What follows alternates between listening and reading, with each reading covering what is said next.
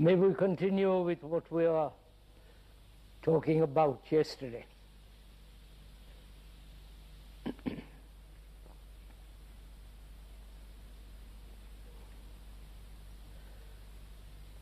We were saying, weren't we, that our brain, whole of our mind also, has lived through many, many experiences, many accidents, every form of experience, and has accumulated a great deal of knowledge.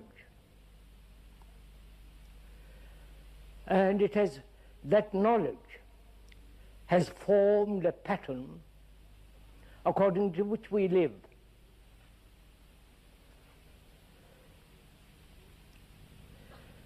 And that pattern has been created through time. Not only time necessary to learn a language, to learn any kind of technique, skill,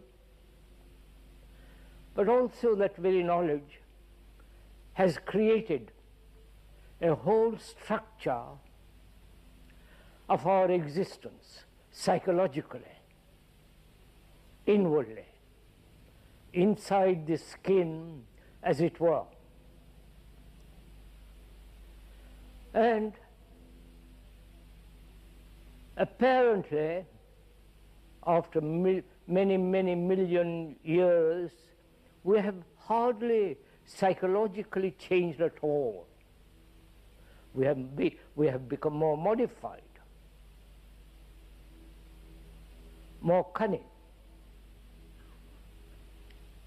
capable of arguing intelligently or semi-intelligently. And this pattern, which has been created through time, and that pattern, unless it is completely broken, as we went into it yesterday, we will not be able to create a new society. This society in which we live, with its wars, immorality, with its violence, terror, with its constant uncertainty, has been created by human beings. Whether we live here, in the Far East or Near East, it has been structured, put together by human beings. And unless the human beings psychologically, radically, profoundly change, society cannot be changed. They have experimented, as the communists have done, change the environment, hoping thereby to change man. Of course, it never can be done. Man overcomes the environment, and so on, so on, so on. So, if one is at all serious, concerned with the world events, with all the confusion and misery in which we all live, it becomes absolutely necessary to bring about a psychological revolution in ourselves.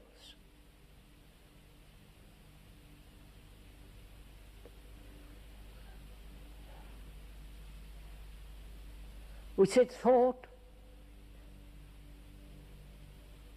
has created this mad, insane world.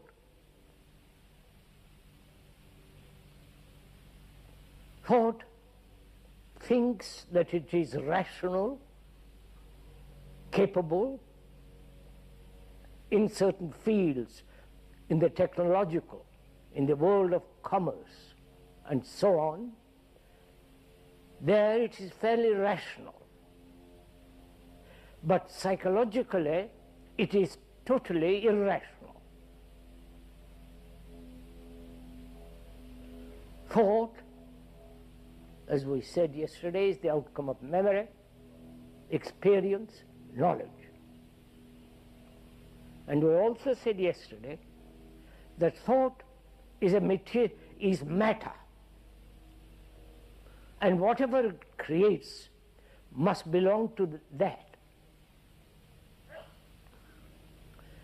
And can that thought, which is limited, as knowledge is always limited, can that thought bring about a radical change in itself? That's what we are talking about yesterday. And we should go much further into the problem. Also, please bear in mind that we are talking over together. It's not the speaker talking and you listening, but rather both of us.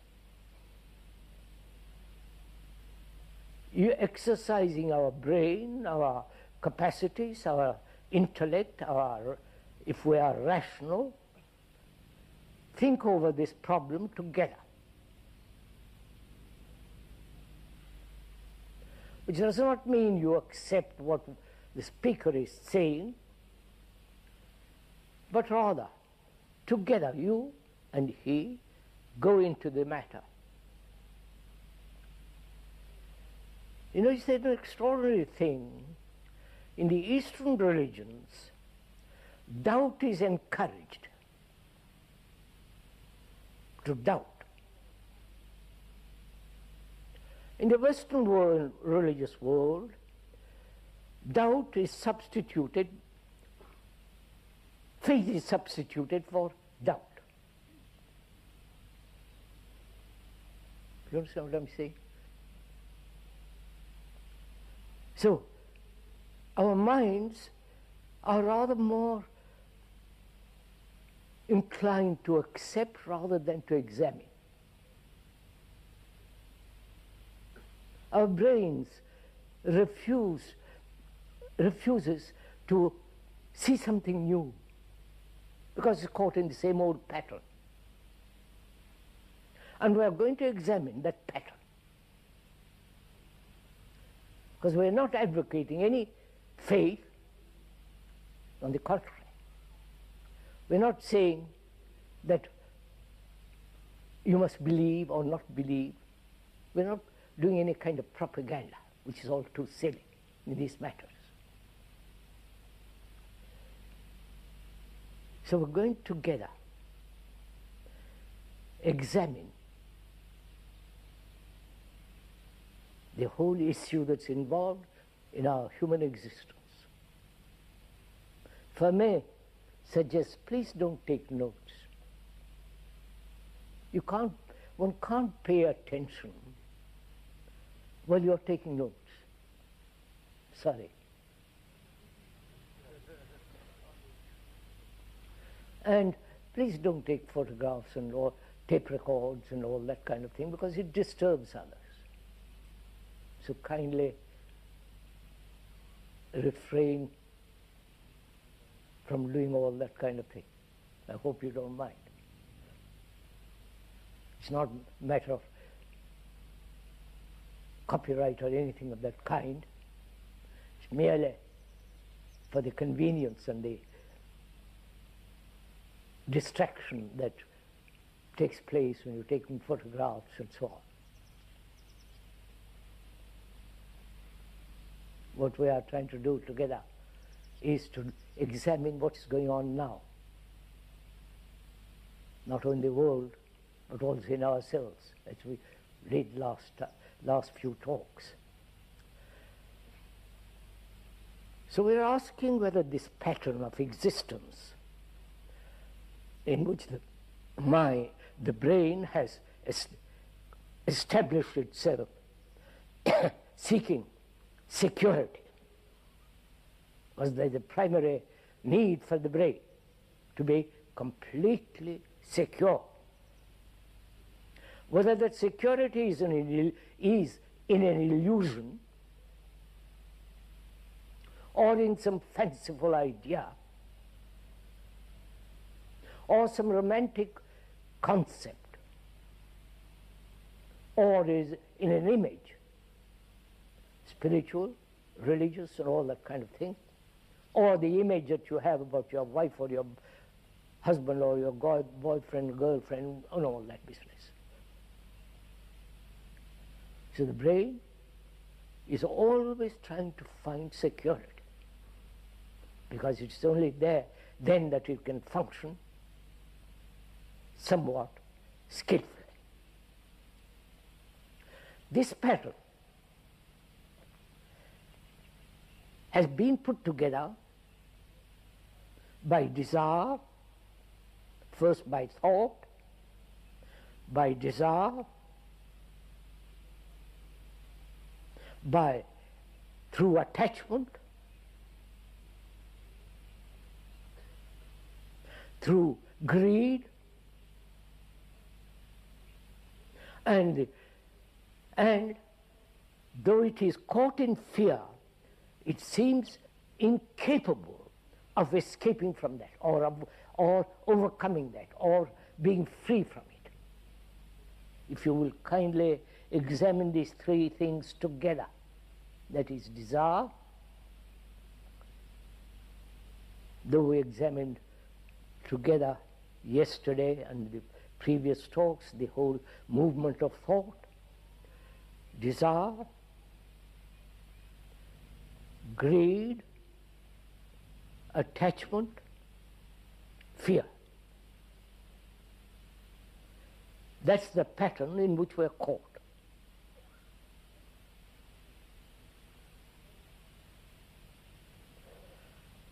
And is it possible to break this pattern?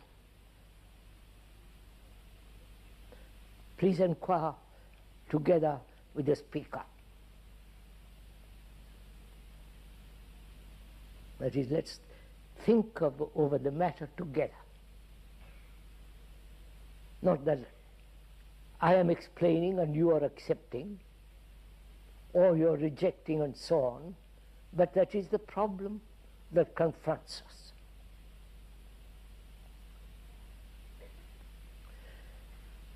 Desire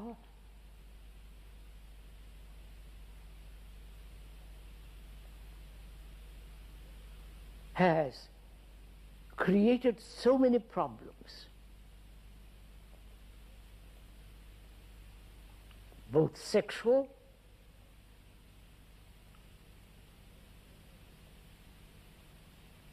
various forms of objects towards desire drives,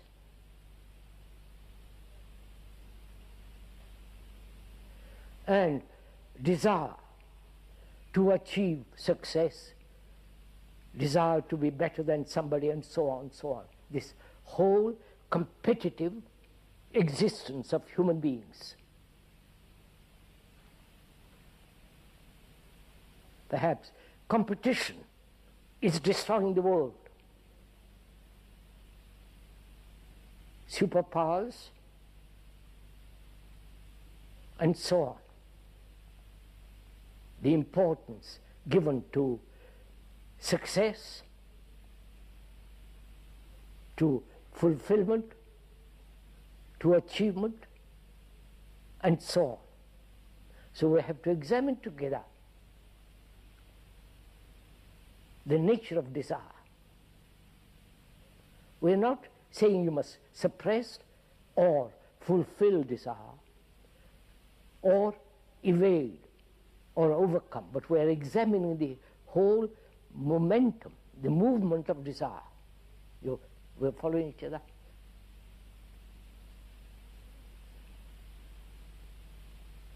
Religions, that is the institutionalized acceptance of some dogmas, rituals, images, and so on, those religions have said desire must be suppressed. In order to serve God, you must come without any desire. I don't know if you have gone into it, but we needn't go into that matter now. So, but we are not saying we must do that. We are examining if we can understand the nature and the structure of desire, not verbally or intellectually, but actually, factually. Then perhaps desire has its proper place. But now desire is so consuming all. Instant fulfillment of desire, whether it's in meditation, whether it's in taking coffee, whether going somewhere or other, it must be fulfilled. It must be acted upon instantly. Restraint is looked down upon, is even denied.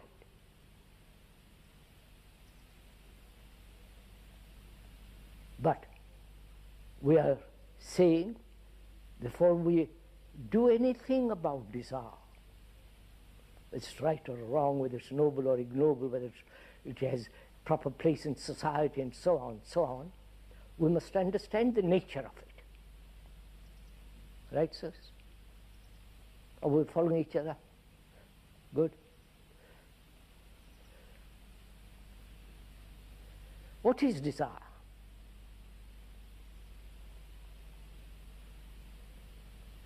What is the root of it? Not merely the objects of desire, which vary according to our age, according to our circumstances, environment, pressure, and so on. What is the root of desire? How does desire come into being? And why does desire play such an extraordinary part in one's life? Right? Please, sirs, as we said, we are talking over together, seeing the nature of desire, not according to the speaker, as he pointed out earlier.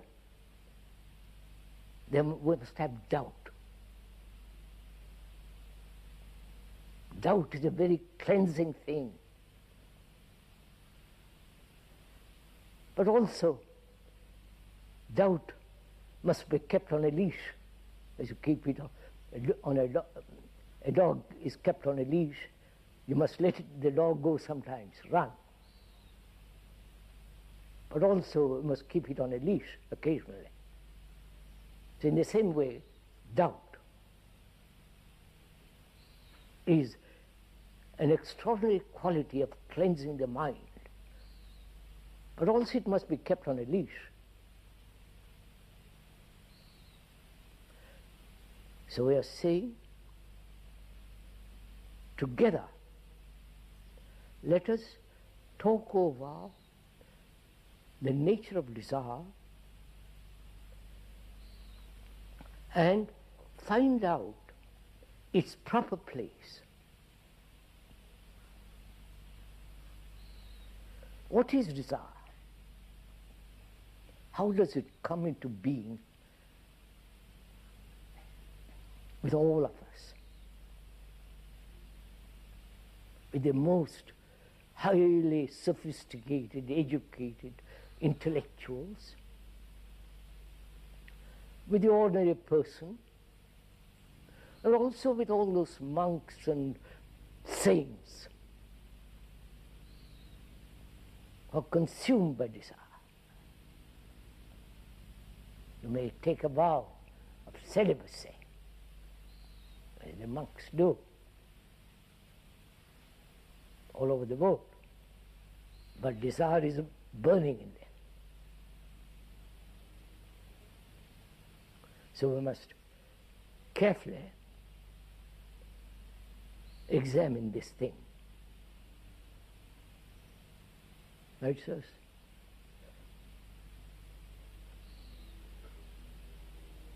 How do you approach this problem? You understand? How do you, when you want to examine the nature of desire, how do you look at it? Do you understand my question? How do you consider or observe the movement of desire?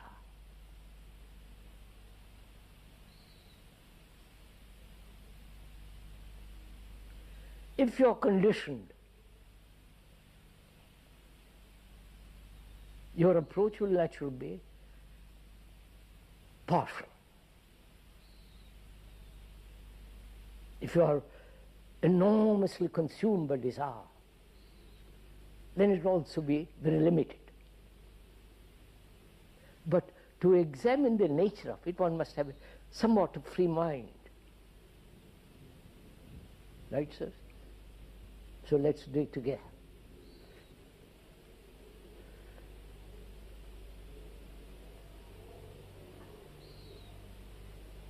There is not only a visual seeing, that is, you see something very beautiful, and that the perception of it, the seeing of it, creates a sensation, right? That sensation, there is sensation, contact,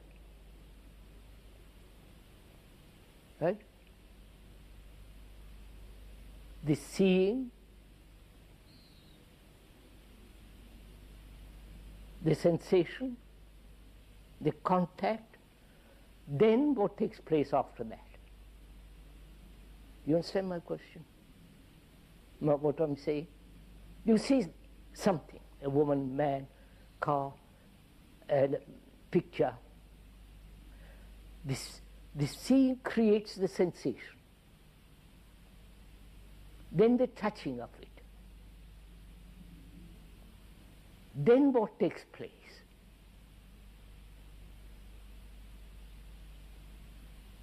You're following this? Please follow it, otherwise I will be talking and you will be merely be listening, which will lead us nowhere.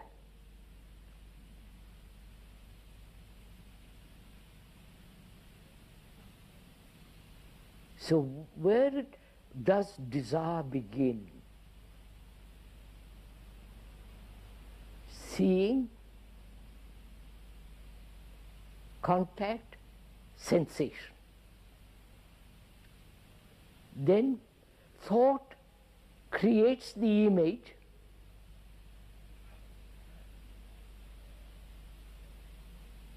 and when thought has created the image through that seeing, sensation, contact, then thought creates the image, thought makes that desire to possess or not to possess, right? I wonder if you're following this. You see a shirt or a suit or a dress, a car, or a beautiful woman or man, whatever it is. There is the sensation, contact, then thought creates the image, you in that shirt, in that dress, or in the car. At that moment, desire is born. You following on this? It's not what I am telling you. You are discovering this for yourselves. Right? Are we going together? So desire is born when thought creates the image. When there is seeing, contact, sensation, then thought with its image, sitting in the car, driving the car, or wanting, you follow? The whole momentum takes place.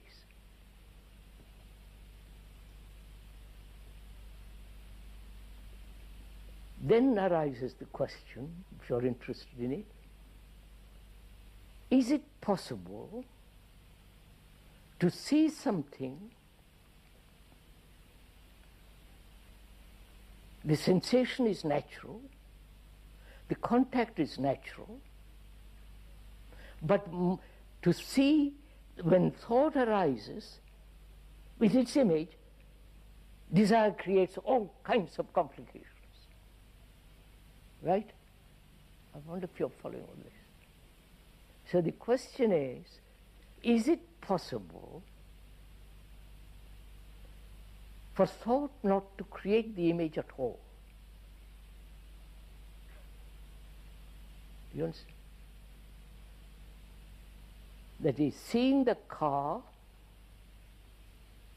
the sensation, thought saying, creating the image of you driving in that car, the power, the position, you know, all the fun of it. But before thought creates the image, not to allow that image to be formed. I wonder if you follow this. Is it very concrete? Have you understood something at all? Are we moving together? Huh? So we are saying discipline is not conformity, right? But the very observation of the whole movement of desire creates its own order. Following on. You do it now as you're sitting there. What's your desire? You must have desire for something, even for heaven, for illumination, for beauty, for goodness, whatever it is. Observe how this desire comes into being.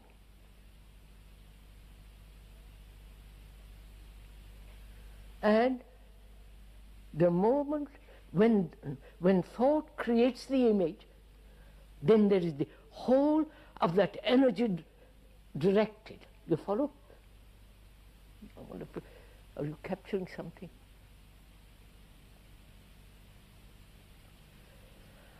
So, desire then does not make disorder, as it is doing now.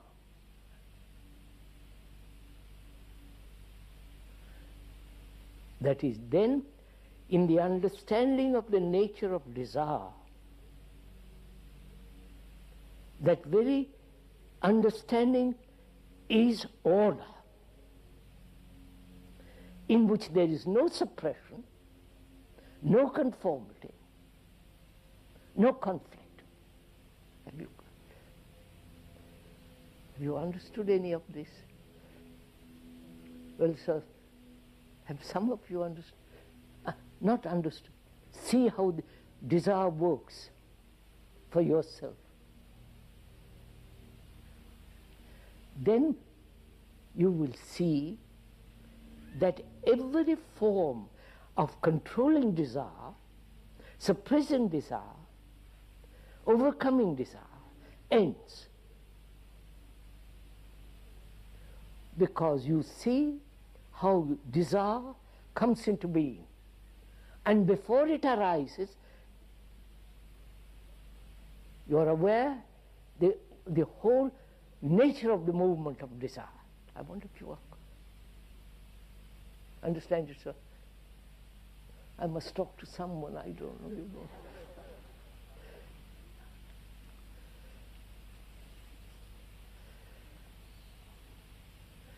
So greed is form of desire.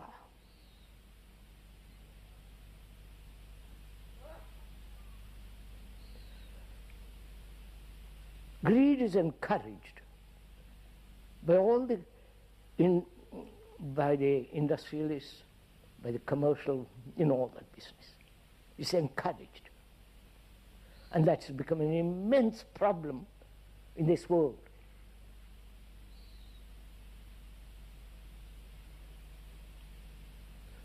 Materialism is part of this greed. Then from that you can move to the question of attachment.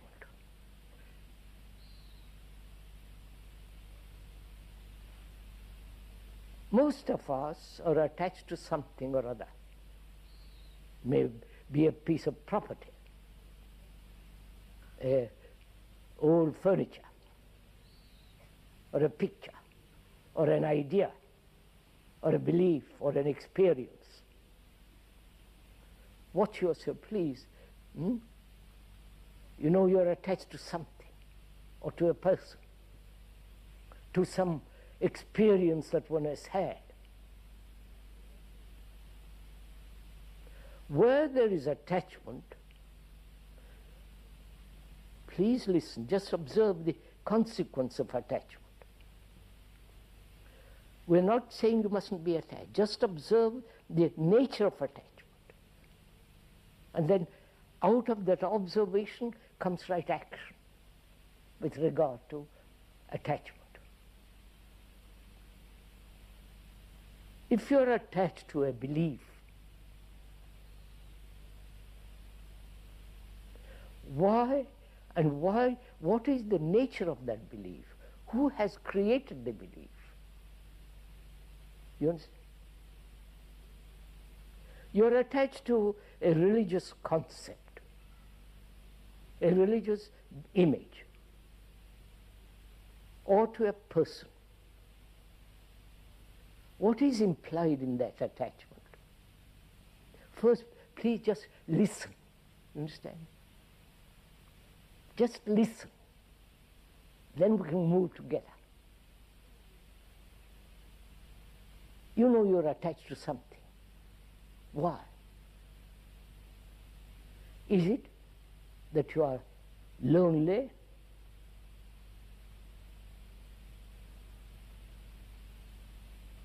Is it by being attached to something you feel sufficient in yourself? Is it that if you are not attached to anything, you feel completely isolated, empty?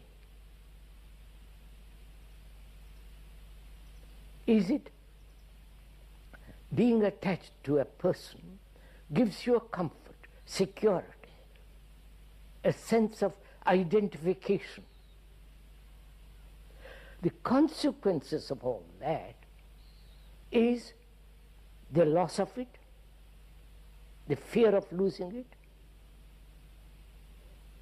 jealousy, anxiety, hatred,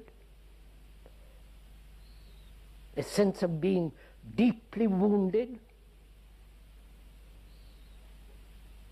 So, attachment will inevitably lead to all this. Right?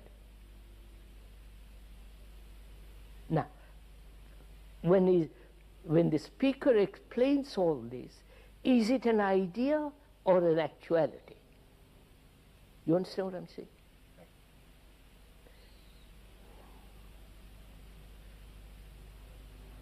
Have you formed an idea of attachment, or you actually see for yourself that you are attached, and see for yourself the consequences of it?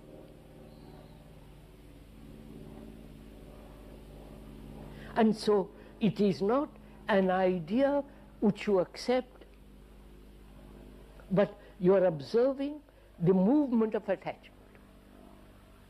Right? Now, what will you do about it? You understand my question? What is, when you have observed the nature of attachment, how thought creates the image about a person and is attached to that image, right? And to the person. The image is far more important than the person. I wonder if you're following all this. So, can attachment, with all that consequences, which brings great conflict, misery, confusion, antagonism, can all that end?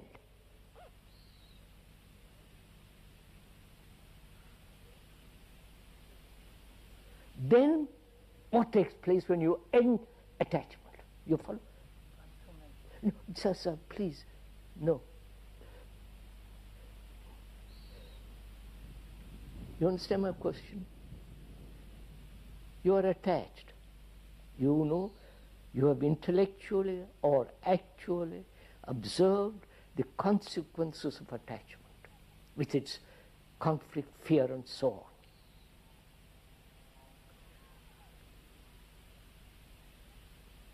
Is it an action of will to say, I will end attachment?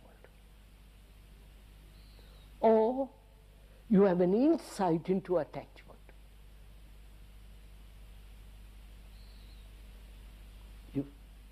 If you have an insight into attachment, because you see the whole moment, the movement of it, then there is an ending of it. Not that you are attached to something else. You understand? One may be attached to that person or to that idea, and letting that attachment go and be attached to another person, another idea. We are talking the ending of all attachment, which brings enormous psychological conflict.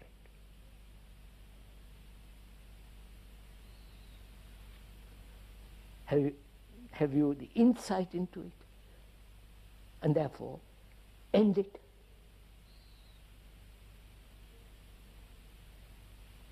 Then what takes place?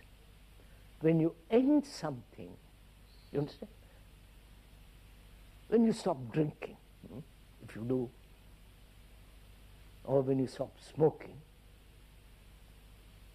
or any of those things, both physically and psychologically, what happens?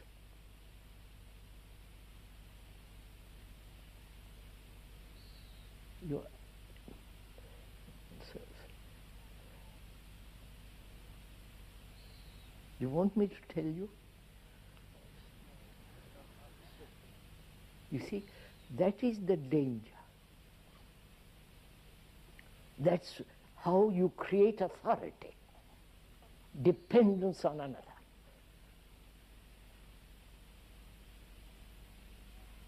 Whereas if you discover for yourself, when you end an attachment completely, what is the state of the mind that has been caught in the pattern and in the movement of that attachment? What happens to the mind?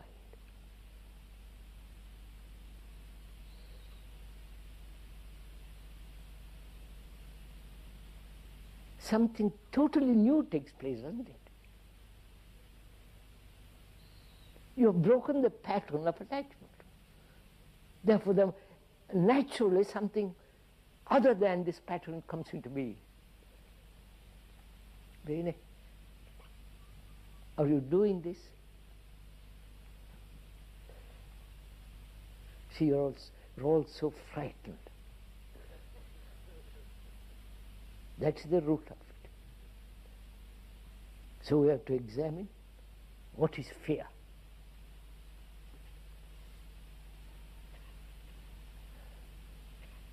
You're interested in all this? Yes? Not casual, sitting under the trees in a lovely morning and looking at the leaves, the light on the leaves and so on, enjoying it, and those mountains behind.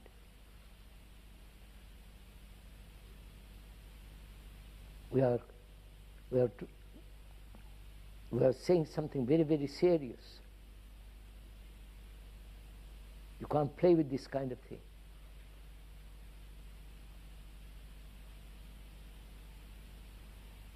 Because it will radically transform your way of living. And if you don't want to be radically transformed, don't listen to all this. Probably you are not anyhow. But if you are serious, you may be listening. So we are not entertaining you intellectually or emotionally or romantically. It's a very, very serious matter of life.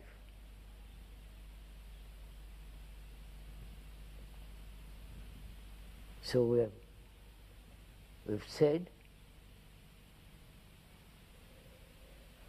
desire, greed, attachment. This is part of our life. Daily struggling, conflict, occasionally happy life. And we're now, let us examine together, and I mean together, what is fear? Why we are so frightened?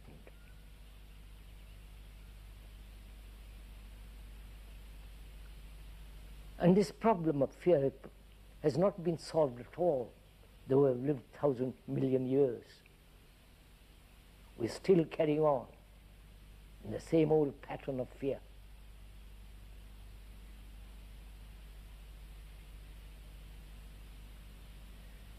So what is fear?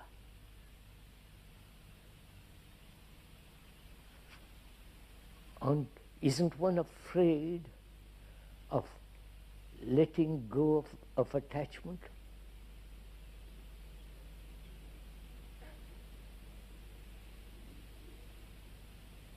Whether the attachment to a person, belief, a concept. The communists have created a concept. And if you talk to a communist, card-carrying communist,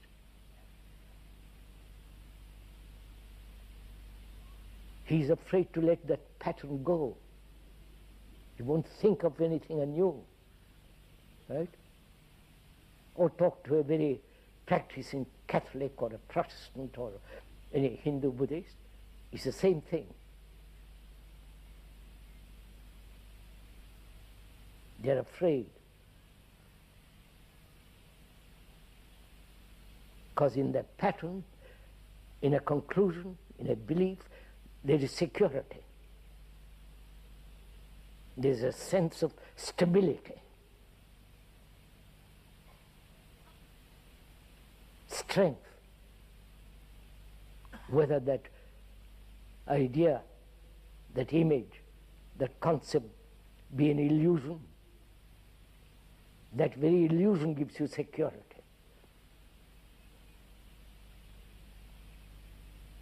In attachment, there is a certain sense of well-being, safe.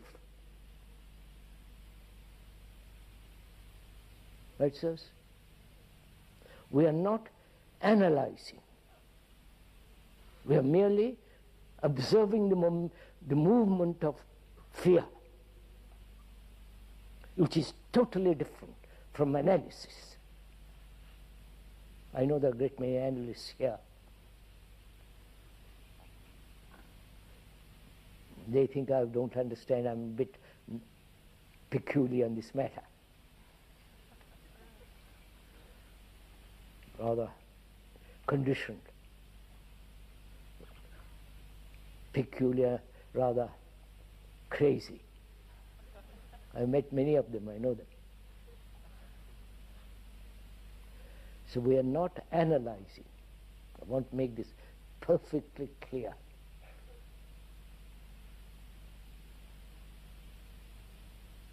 Because analysis implies the exercise of thought.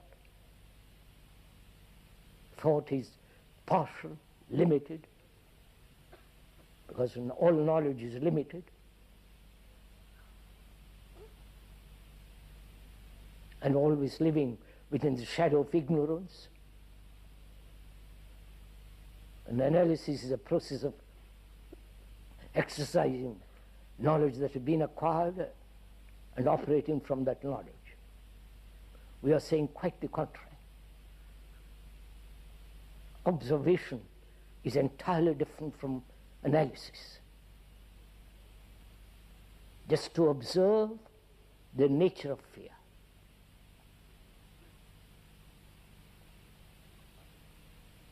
So it becomes very important to understand what is observation. Observation which is not, let me repeat it 1,000 times, not analysis.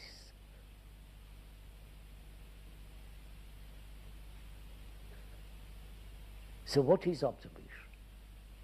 To observe. To observe that thing without naming that thing. Because the moment you have named that thing as a tree, you are observing it with a word, with a concept, with an image. Right? Go into it with me for a moment. But to observe that thing without the word. If you can do it. And that's comparatively easy. But to observe psychologically your reactions, all that goes on inwardly, just to observe it, without saying it's good or bad, this is hate, this is wrong, this is right, without any movement of thought, just to observe. Right? So we are observing the reaction which we call fear.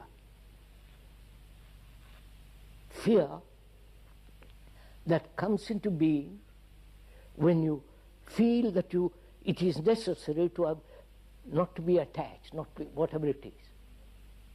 Then the immediate reaction is fear. Because in attachment you have found security,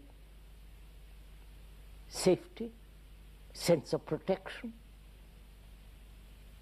And when, with the ending of that, there is the quivering of what is going to happen. Can I tell my wife or my husband or boy, whatever it is, I'm not attached? What will she do or he do? You understand what I'm saying?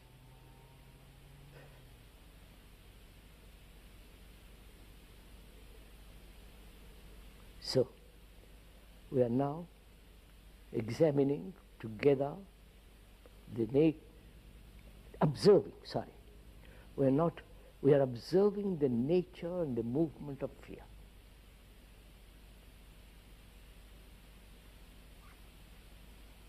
That means your mind is free from all analytical conditioning.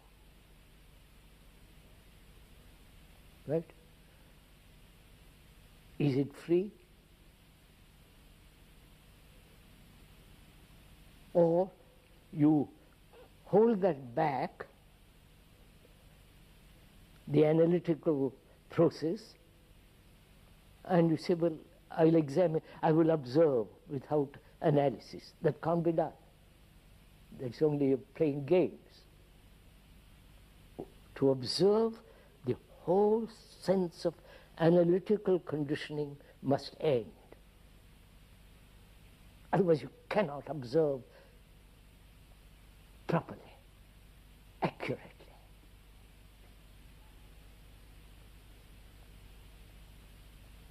because all our education, all our conditioning is to analyze, see the cause, see the effect, try to change the effect, and so on, so on, so on. Only analysis is much more complex than that, but I'm just putting it very briefly, rather insufficiently. But to observe is much more arduous than analysis.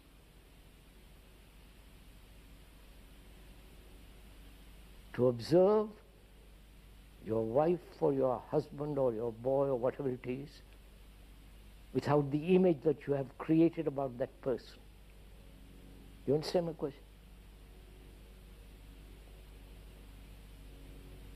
Each one of us have an image about the person with whom we live.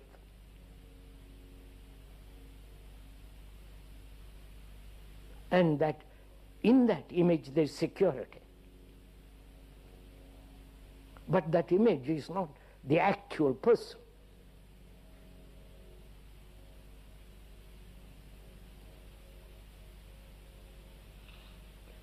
How that image is created, whether that image can end, is a different problem.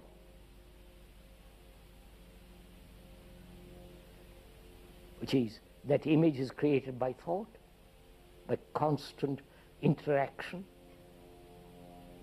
and that image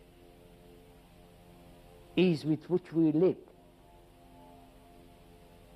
And so the image and the actuality are two different things, right?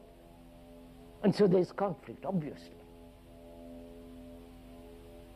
The struggle between two people, man, woman, or man, so on, so on. Constant struggle, conflict between two people. Or they live on images. When there is no image, perhaps there will be love, compassion, affection, care.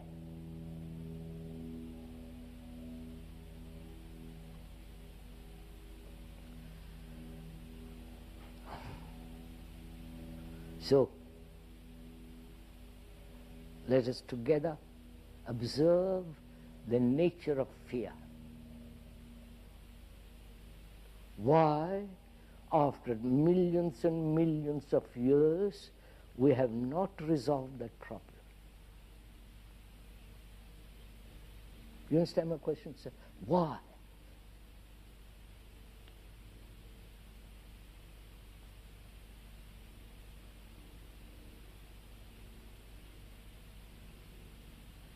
We have resolved many problems outwardly in the world, in the environment, and so on. But fear is not out there, but in us. It's a psychological reaction. And why haven't we, with all our cunning, with all our knowledge, with all of our experience, resolved the problem of fear completely?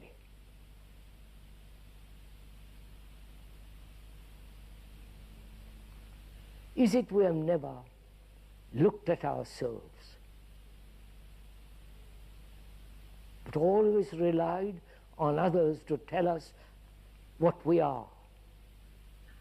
You understand what I mean?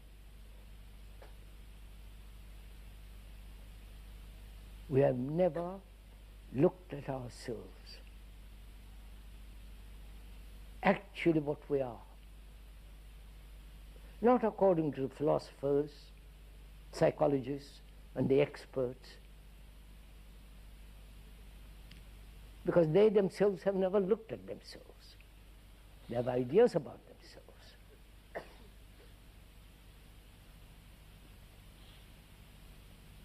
Is it that we have never observed ourselves as we observe ourselves in a mirror? The mirror, if it is clean mirror, then it doesn't distort. It shows exactly what you are, what your face is like.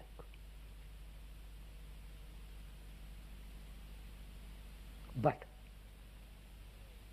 to so observe ourselves without any distortion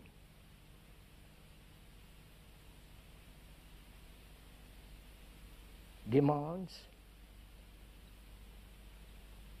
that you look without any motive, without any desire, without any pressure, just to watch, just to observe.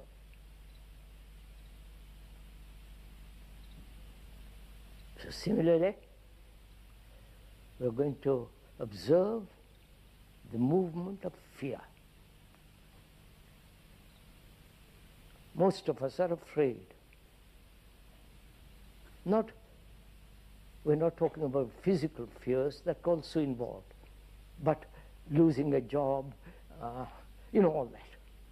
Not having employment, not having enough money, having had pain, physical pain, fear of not having the pain again. So there are all the physical fears.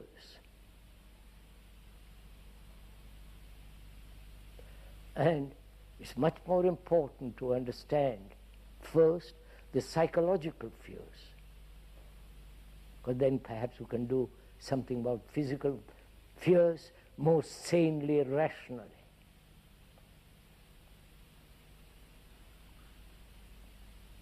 Right? We will proceed. We are doing it together. Now you're not listening to me. We are together observing this extraordinary thing called fear, which man has carried for 1,000,000 years.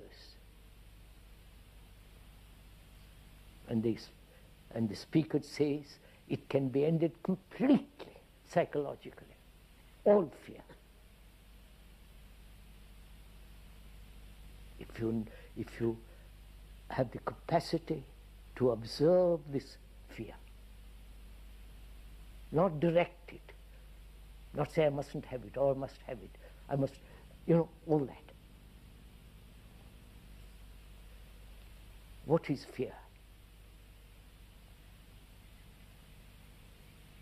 Is fear time?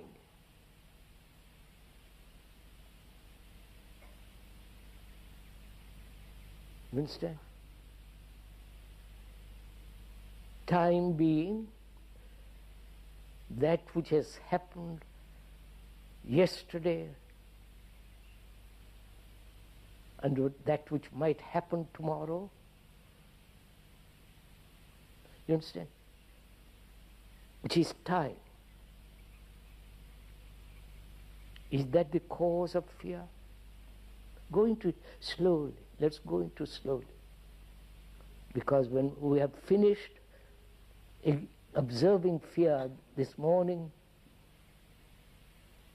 it must end so completely that you have no psychological fears at all. Then you are a rational, sane human being.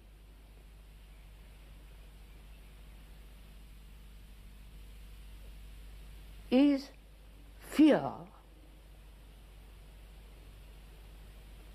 a movement of thought?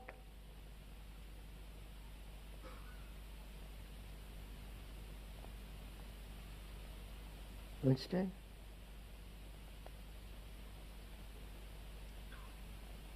That is, there has been fear in the past. There is the memory of that, the remembrance of that, and the remembrance is movement of thought. Right? Which again is the movement of knowledge. Right? And this knowledge is stored up in the brain, and this knowledge is me. Right? When I say I am attached to you, I'm attached to you because you're the audience and I derive great pleasure from it. Because I can talk to you, fulfill myself, all that nonsense. And that gives me a great sense of fulfilling. So, thought has experienced this sense of power. That thought then says, if I let this go, I'm frightened. I'm nothing. Right?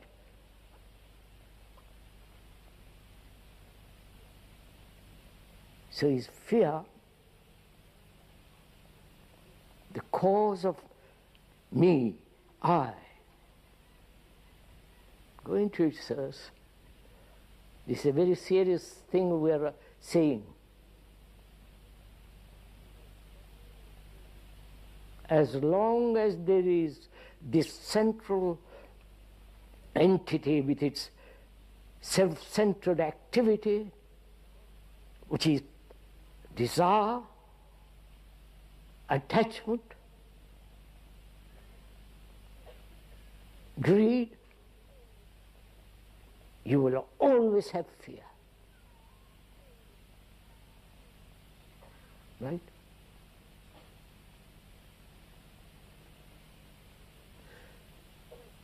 So when you understand all this, not words, not ideas, not through the intellect has its place, to this understanding is to see totally this whole fabric.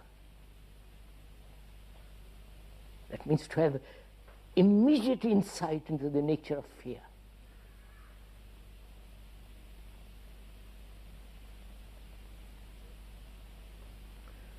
Then perhaps only there will be love. Fear and love cannot go together. See what we have done? We know that very well, consciously, or even unconsciously we know that. But as we haven't resolved that problem between human beings, we say, well, let's love God. You understand, sirs? How we have transferred that which must exist between human beings, and that can only exist when there is no fear. We have transferred that love to some object created by thought. And we are satisfied with that. Because it's very convenient that we can keep ourselves individual, self-centered, anxious, frightened, greedy, attached, and talk about love of God,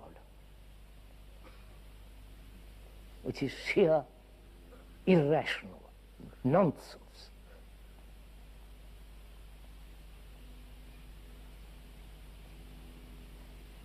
So,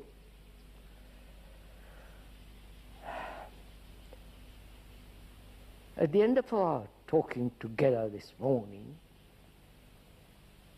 as two friends who are involved with this problem, who are concerned with the social order, which is disorder, and seeing that there must be a transformation in oneself before society can be changed, they are talking over together this problem.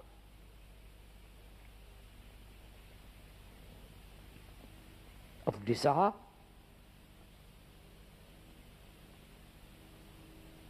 greed, attachment, and fear. That's the pattern in which we have lived. In that pattern we have found great security.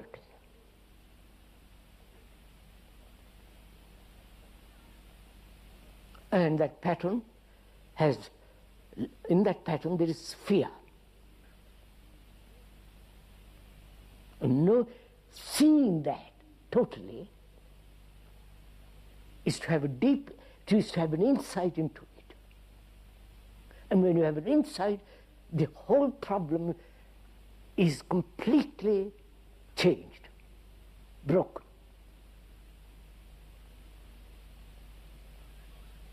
Can we say that to ourselves honestly? That we have broken this pattern of fear.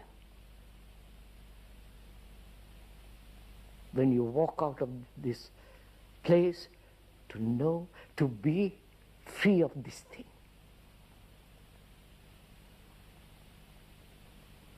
Then you become a rational, sane human being. Unfortunately, we are not that now.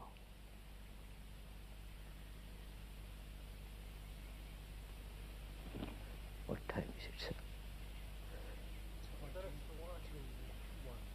20 to 1. Sorry to keep you so long.